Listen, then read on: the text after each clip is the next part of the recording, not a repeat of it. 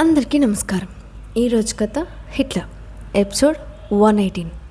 ఇక స్టోరీలోకి వెళ్తే స్మిత విల్లా కూలిపోవడంతో హాస్ని తీసుకొని ఒక రూమ్లోకి వెళ్తాడు మహేంద్ర.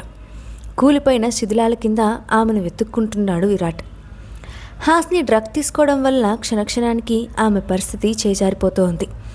ఆమె పరిస్థితిని అడ్వాంటేజ్గా తీసుకున్న మహేంద్ర హాస్నికి దగ్గర అవ్వాలనుకుంటాడు. కానీ హాస్ని అతన్ని దగ్గరికి రావద్దని హెచ్చరిస్తుంది. చెప్పు హాస్ని, నువ్వు నన్ను అంతగా ప్రేమించావు.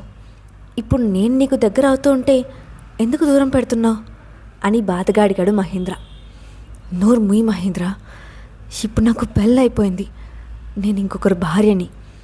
మళ్ళీ ఇంకొకసారి ఇలా వాగావంటే ఏం చేస్తానో నాకే తెలీదు. ప్లీజ్, నీకు దండం పెడతా, నా నుంచి దూరంగా ఉండు, నన్ను మాట్లాడనీకు అని కోపంగా అరిచింది హాస్ని. నేను దూరంగా ఉంటే నీ సమస్య తీరిపోతుందా? అసలు నీ సిచ్యువేషన్ చూసుకుంటున్నావా అంటూ 2 అడుగులు ముందుకు వేశాడు మహేంద్ర. మహేంద్ర అడుగులు ముందుకు వేయగానే భయపడుతూ తన 2 మోకాల చుట్టూ చేతులు వేసి దగ్గరికి లాక్కుంటూ, ప్లీజ్ మహేంద్ర, అర్థం చేసుకో. నువ్వు ఇక్కడ ఉండటం వల్లనే నేను ఇంత కష్టపడాల్సి వస్తుంది. దయచేసి నాకు దూరంగా ఉండు ప్లీజ్ అని కన్నీళ్లతో వేడుకుంది హాస్ని. క్షణక్షణానికి దిగజారిపోతున్న తన పరిస్థితికి మహేంద్రకి ఎక్కడ లొంగిపోతానోనని హాస్ని చాలా భయపడుతూ ఉంది. ఆమె పరిస్థితి ఏంటో తనకు కూడా అర్థం కావట్లేదు. ఒక పెళ్ళైన ఆడపిల్లతో మహేంద్ర ఇలా మాట్లాడతాడని, అది కూడా తన అన్న భార్యతో ఇలా ప్రవర్తిస్తాడని హాస్ని కలలో కూడా ఊహించలేదు.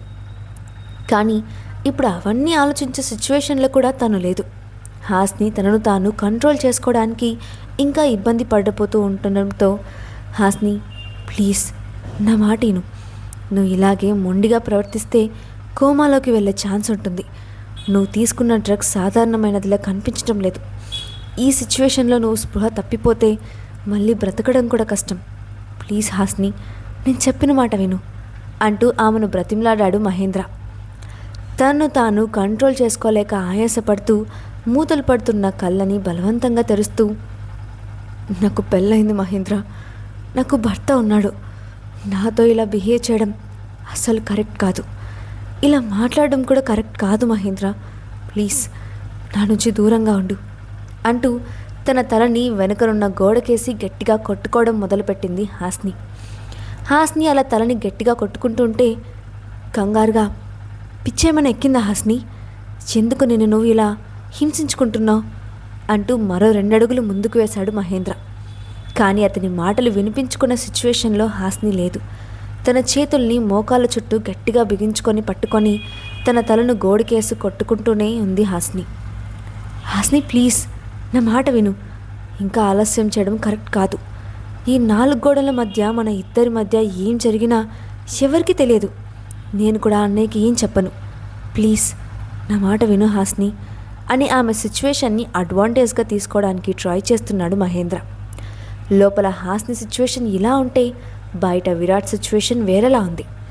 ఎంత వెతికినా హాస్ని జాడ కూడా తెలియకపోవడంతో, ఆమె వాష్రూమ్ దగ్గర కూడా కనిపించకపోవడంతో చాలా భయపడ్డాడు విరాట్.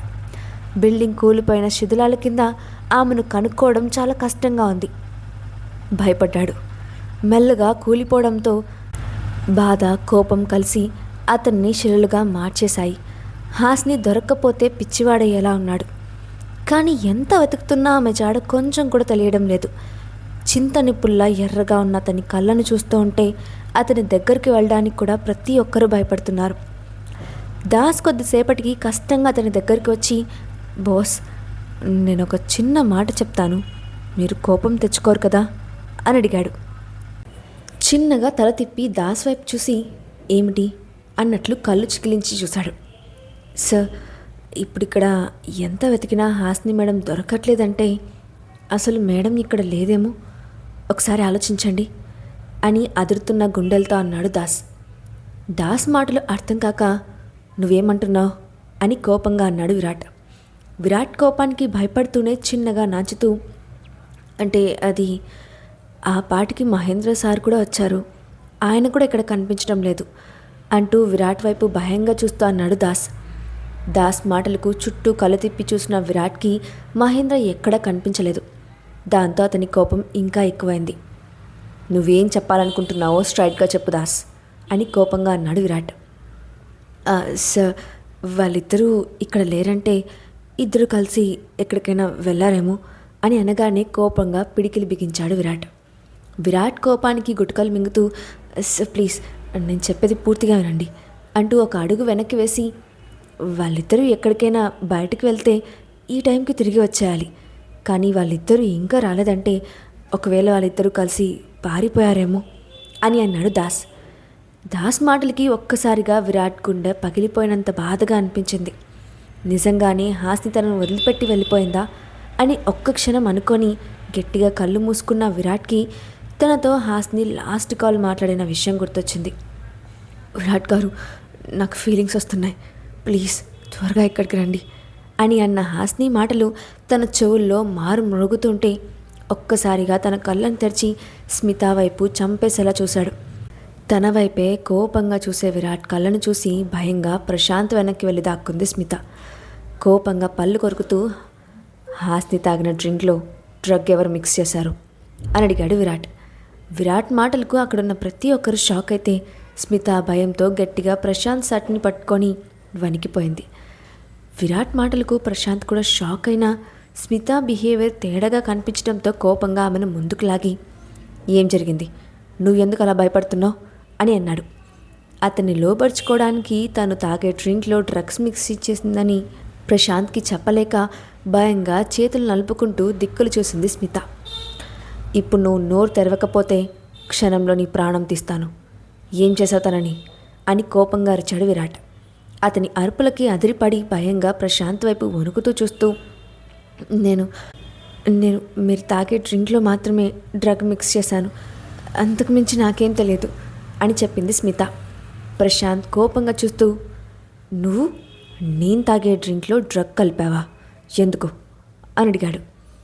విల్ల కూలిపోవడంతో స్మిత తలదించుకొని దిక్కులు చూస్తూ, అది మీరు డ్రగ్ కలిపిన డ్రింక్ తాగితే నేను మిమ్మల్ని ఈజీగా షెడ్యూస్ చేసి మీతో కలిసిపోవచ్చు అనుకున్నాను.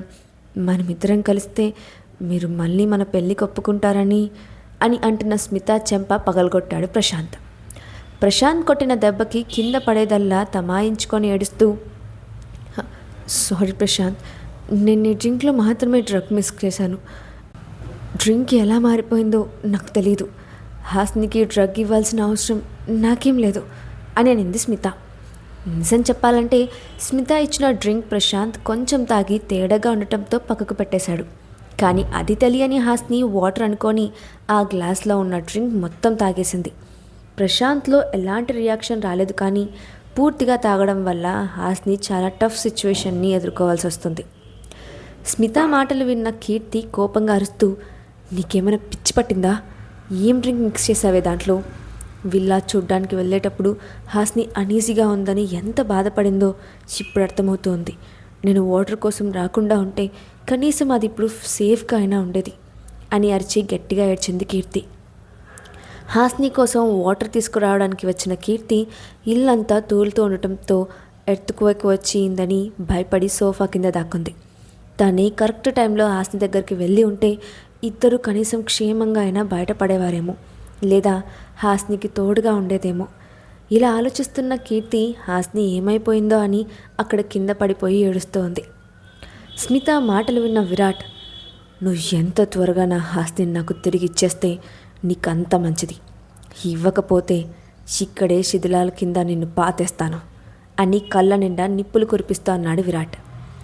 ఇప్పుడు హాస్ని దొరక్కపోతే స్మితాని చంపడానికి కూడా విరాట్ వెనకాడు. అతనిలోని కోపానికి భయపడుతూ ప్రశాంత్ వైపు చూసింది. కానీ అతను కూడా కేర్ చేయనట్లు చూసేసరికి ఏడుస్తూ తలదించుకుంది. లోపల రూమ్లో ఉన్న హాస్ని పరిస్థితి ఇంకా దిగజారిపోయింది. ఆమె తన కోరికలను బాధను అణచుకోవడానికి గట్టిగా పళ్ళతో ఆమె పెదాలను అదింపెట్టడంతో ఆమె గులాబీ రంగు పెదాలు ఎర్రగా రక్తమైపోయాయి. హాస్ని బాధను చూసి మహేంద్ర కోపంగా హాస్ని దగ్గరికి వెళ్ళి ఆమె చేయి పట్టుకొని లాగి ఆమెను విసిరేసినట్టు పడేశాడు. తిరిగిపోతున్న తలను పట్టుకొని నేల మీద దొర్లుతూ, మహేంద్ర ఏం చేస్తున్నావు అని అరిచింది హాస్ని. హాస్ని మీదకి వెళ్తూ, ఇక నువ్వు ఏం చెప్పినా నేను వినను హాస్ని అంటూ పూర్తిగా హాస్నిని ఆక్రమించడం మొదలుపెట్టాడు మహేంద్ర. తన ఒళ్ళంతా తడుముతూ తనని ఇంకాస్త రెచ్చగొడుతున్న మహేంద్ర చేతులను నెట్టేయలేక విరాట్ కోసం ఏడుస్తూ, విరాట్ ప్లీజ్ సేవ్ మీ అని కలవరిస్తూనే ఉంది హాస్ని. కానీ హాస్ని కలవరింతను ఏమాత్రం పట్టించుకొని మహేంద్ర ఆమె పైన అఘాయిత్యం చేస్తూనే ఉన్నాడు. ప్రెషర్ తట్టుకోలేని హాస్ని స్పృహ కోల్పోయింది. తనకి ఏం జరుగుతుందో కూడా తెలియని పొజిషన్లో ఉండిపోయింది. మరొక పావుగంట తర్వాత హాస్ని ఉన్న రూమ్ దడేల్మంటూ గట్టిగా శబ్దం చేస్తూ తెరుచుకుంది. విరాట్ డోర్ తెచ్చేసరికి ఆ టైంకి హాస్ని మహేంద్ర కౌగిల్లో నిద్రపోతున్నట్టు కనిపించింది. ఇద్దరు ఒకరి కౌగిల్లో ఒకరు ఆదమర్చి నిద్రపోతున్నట్టు మెల్లగా కూలిపోవడంతో అక్కడ ఉన్న సీన్ చూసి విరాట్కి చెల్లాచెదురుగా ఉన్న ఆమె బట్టలు, హాస్ని మెడపై చేతులపై ఉన్న పంటి ఘాట్లు చూడగానే విరాట్ గుండె పగిలిపోయింది. ఒక్క క్షణం తను పడిపోకుండా ఉండటానికి గట్టిగా గోడను పట్టుకొని నిలబడ్డాడు విరాట్. అతని ముఖం ఎర్రగా కందిపోయి కళ్ళు నిప్పులు కురుస్తున్నట్లుగా ఉన్నాయి. వెంటనే కోపంగా మహేంద్ర చేతుల్లో నుంచి హాస్నిని విడిపించి అతన్ని గట్టిగా కాళ్ళతో తన్నాడు విరాట్. కోపంగా తన్నిన విరాట్ దెబ్బకి మహేంద్ర ఒక్కసారిగా గాల్లోకి లేచి గోడకు గుద్దుకొని పెద్ద శబ్దంతో కింద పడ్డాడు. సడన్గా జరిగిన ఆ చర్యకి మహేంద్ర నోట్లో నుంచి రక్తం కక్కుతూ గట్టిగా దగ్గుతూ లేచి కూర్చున్నాడు. హాస్నిని ఏం చేశావు అని వణుకుతున్న గొంతుతో కోపంగా అడిగాడు విరాట్. విరాట్ని చూస్తున్న మహేంద్రకు అతను ఒక రాక్షసుల్లా కనిపిస్తూ ఉంటే తన భయాన్ని అంతా అదుము పెట్టుకొని, ఇక్కడ ఏం జరిగిందో నీ మైండ్కి అర్థమై ఉంటుంది కదా, మళ్ళీ అడగడం దేనికి అని ముఖం చిట్లుస్తూ అడిగాడు.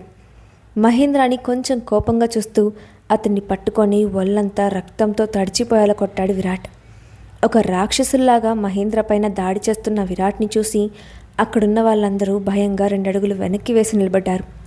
దాస్ కూడా విరాట్ని అడ్డు చెప్పే ప్రయత్నం చేయలేదు. విరాట్ మహేంద్రాని కొట్టి నేలపై పడేసి అక్కడున్న హాస్తిని ఎత్తుకొని బయటకు వచ్చాడు విరాట్.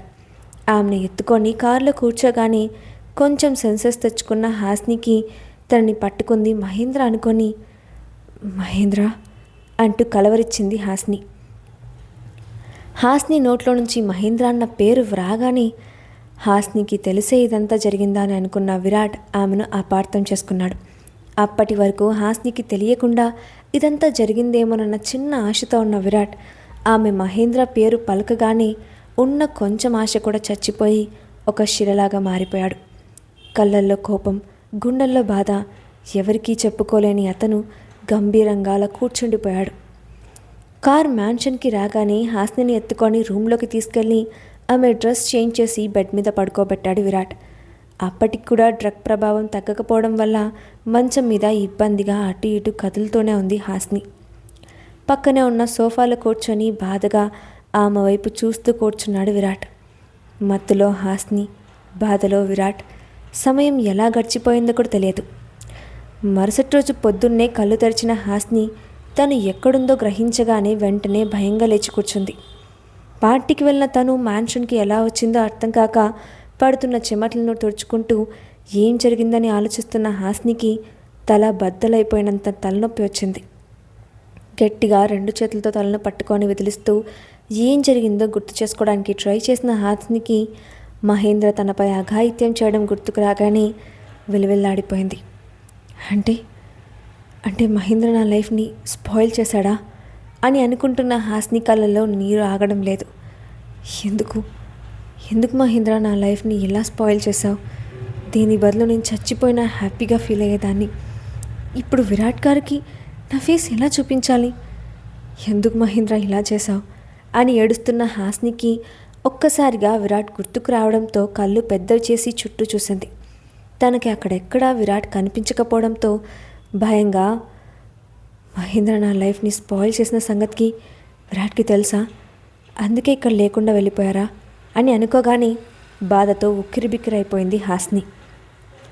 తనకి శ్వాస తీసుకోవడం కూడా కష్టంగా మారిపోయింది. ఒళ్ళంతా చెమటతో తడిచిపోయి కళ్ళల్లో నీళ్ళు ఆగకుండా ప్రవహిస్తూనే ఉన్నాయి.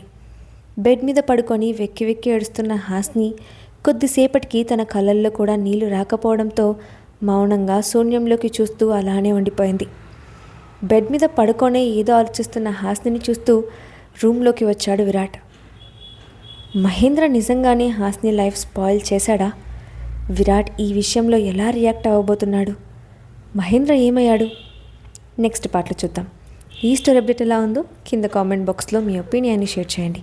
అలాగే ఇలాంటి మరిన్ని స్టోరీస్ కోసం మా ఛానల్ని తప్పకుండా సబ్స్క్రైబ్ చేసి పెట్టుకోండి. Thanks for watching.